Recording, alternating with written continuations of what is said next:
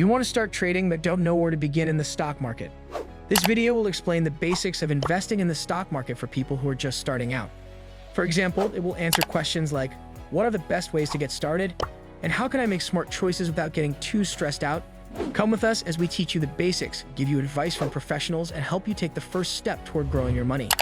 Watch the whole video to learn how to spend wisely in the stock market. Make the appropriate investment. Purchasing the appropriate stock is far easier said than done. Anyone may observe a stock that has performed well in the past, but is far more difficult to predict how a stock will perform going forward. You must be willing to put in a lot of work to manage the investment and do a thorough analysis of the firm if you want to be successful investing in individual stocks. Dan Keaty, CFP, Chief Financial Planning Strategist at TIAA, says, when you start looking at statistics, you've got to remember that the professionals are looking at each and every one of those companies with much more rigor than you can probably do as an individual, so it's a very difficult game for the individual to win over time. When conducting a company analysis, it is advisable to examine the fundamental aspects of the business, such as the price-earnings ratio, P/E ratio, or earnings per share, EPS. However, there will be a lot more work for you to do.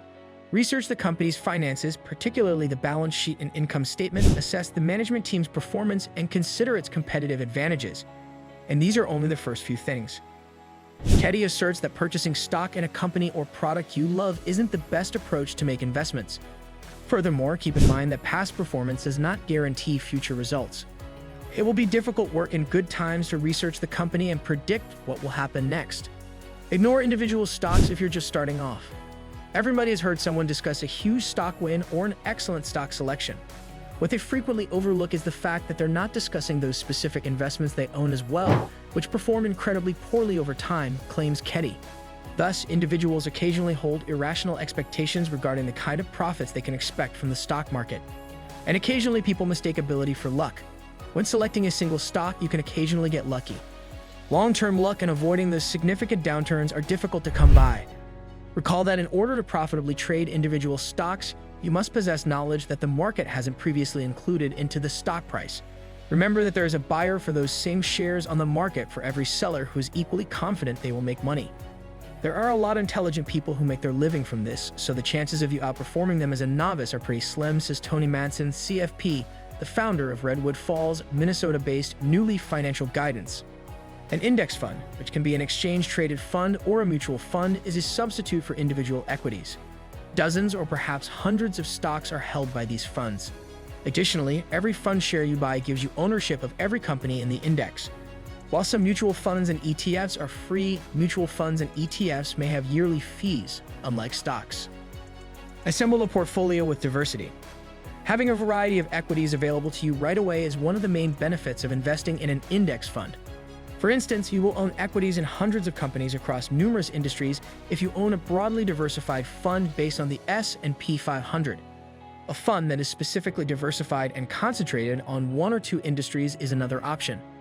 The benefit of diversification is that it lowers the possibility that any one stock in the portfolio can significantly impair overall performance, which raises total returns.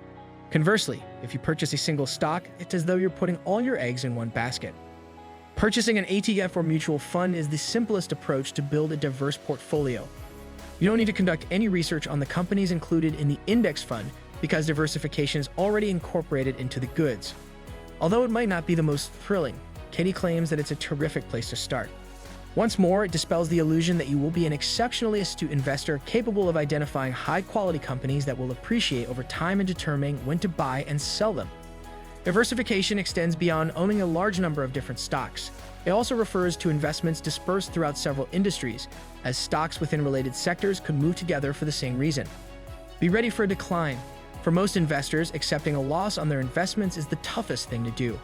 Additionally, since the stock market is subject to fluctuations, losses will occasionally occur. You'll need to toughen yourself up to bear these losses, or else you might panic and purchase high and sell low. Any one stock you own shouldn't have a significant effect on your overall performance as long as your portfolio is diversified. Should that be the case, purchasing individual stocks may not be the best option for you. No matter how hard you try, you cannot completely eliminate your risk because even index funds will fluctuate. According to Madsen of New Leaf, we have this tendency to try to pull back or to second-guess our willingness to be in if the market shifts. Because of this, it's critical to be ready for sudden downturns like the one that occurred in 2020. To obtain alluring long-term returns, you must endure short-term volatility.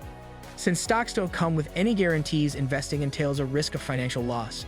If you're hoping for a return that is assured, a high-yield CD would be a better option.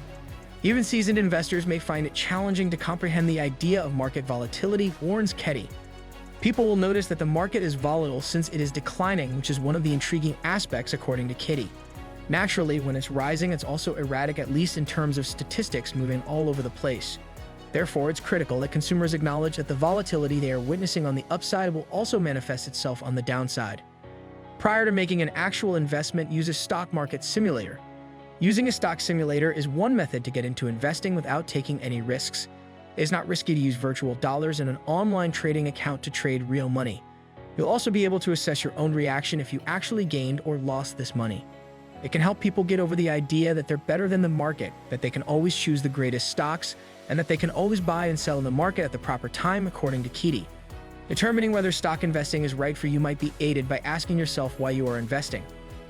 According to Kitty, if their belief is that they'll somehow beat the market and choose all the best stocks, perhaps it would be a good idea to try some kind of simulator or watch some stocks and see if you could actually do it. Then I think you're much better off, almost all of us, including myself, to have a diversified portfolio, such as provided by mutual funds or exchange-traded funds, if you're more serious about investing over time. Remain dedicated to your long-term investments. According to Kitty, investing ought to be a long-term endeavor. Additionally, he advises severing your ties to the daily news cycle. You may build patience, a quality you'll need if you want to stick with investing over the long haul, by avoiding the daily financial headlines. Reducing the frequency of your portfolio viewing might also help you avoid getting overly excited or nervous. These are excellent pointers for new investors who haven't learned how to control their feelings. According to Kitty, there are moments when the news cycle becomes entirely negative, and it can become overwhelming for people.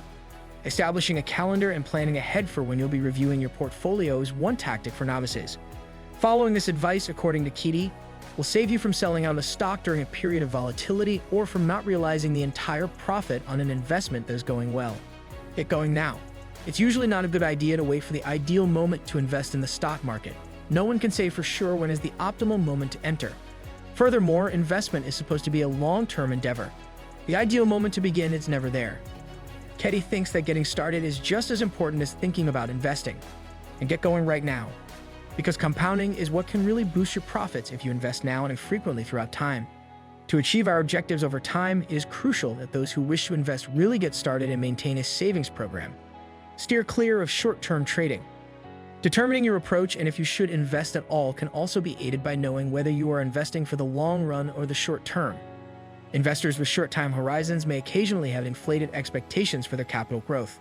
Furthermore, studies reveal that the majority of day traders and other short-term investors lose money. Competing against you are sophisticated computer programs and powerful investors who might have a deeper understanding of the market.